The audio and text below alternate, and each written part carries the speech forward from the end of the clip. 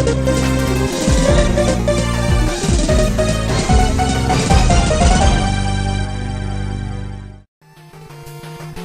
going on, everyone? MetalBlade427 here, and I welcome you back to the Mega Man 4 edition of Robot Rundown.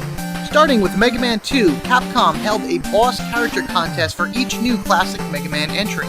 With over 70,000 entries from Mega Man 4, the final bosses that were chosen impressed the development team so much they barely strayed from their original design. Everyone that participated received a Rockman character collection booklet, and the lucky 8 winners got a special gold cartridge edition of Mega Man 4, or Rockman 4 in Japan. Being there's only 8 of these in existence, they are considerably rare and generally retail for a high price. Normally, the game developers already have the stages laid out and just add themes to them based on who wins the boss character contests. The exception is today's master, whose design impressed them so much they started the stage completely from scratch just for him. With serial code DWN032, here is the rundown of Skullman.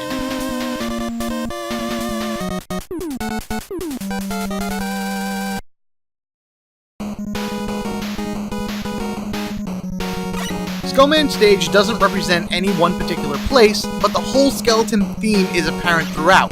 The developers went the extra mile to make sure everything skull-related revolves around Skullman, much like his barrier. Enemies you will encounter in this stage are as follows. Remember, the attacks shown and just how much damage they do to Mega Man regardless of what they do to him, and the special weapons are simply recommendations, but if you found other ways to deal with them, by all means, do so. You will encounter Super Ball Machine Juniors, Tokahiro, Shield Attacker, Batonton, Emorm, Skullmet, and Skeleton Joe, which is this game's Sniper Joe, but redesigned in Skullman's image. Like Ringman, Skullman was built specifically for fighting, but with more of a balance offensively and defensively. He comes equipped with an arm cannon, to which he is an excellent shot with, as well as able to generate a special shield around him, which I will go over later. Being that Skullman is a bot made for battle, he is very good at strategizing his actions, and has a meticulous attention to detail, particularly with his combat methods. Unfortunately, he spends so much time learning how to fight that he tends to be socially awkward, often speaking without a filter, and getting himself alienated from his colleagues, because he has what they call bad taste. Sticking with his scary theme, he is a big fan of horror movies, and, going even a step further, being he's a walking skeleton or even a zombie, he dislikes any and all emotions. Ashes to ashes, dust to dust is a phrase that sends shivers down Skullman's bony spine, and the reason that the Dust Crusher is his weakness.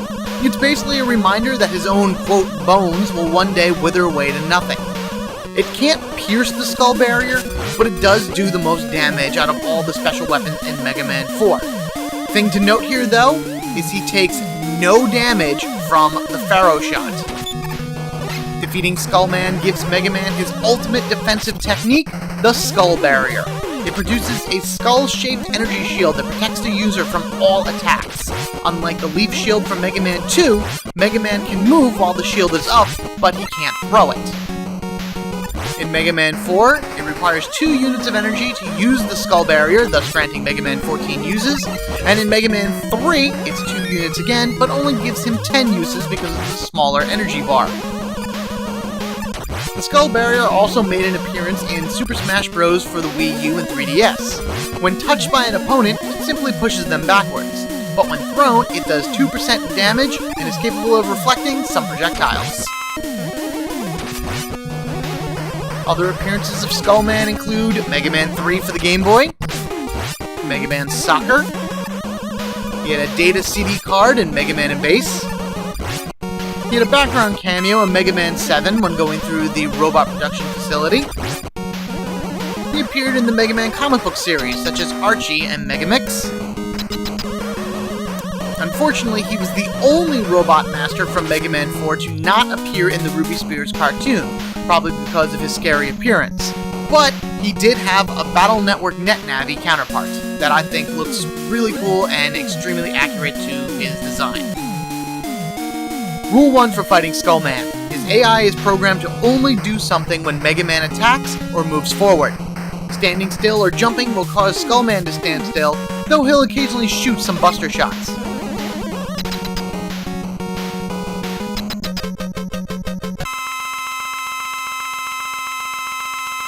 Skullman can aim upwards, so watch how high Mega Man jumps.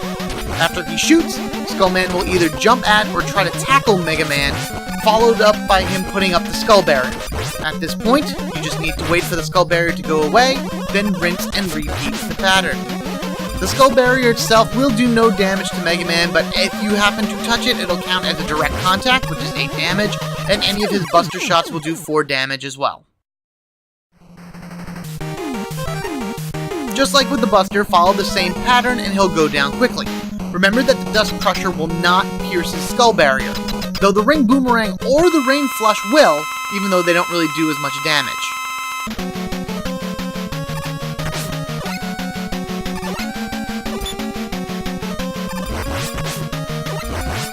There's an odd audio glitch with the Dust Crusher, making it sound like it's hitting Skullman twice. It's not, but the Crusher is still the best weapon to use against him.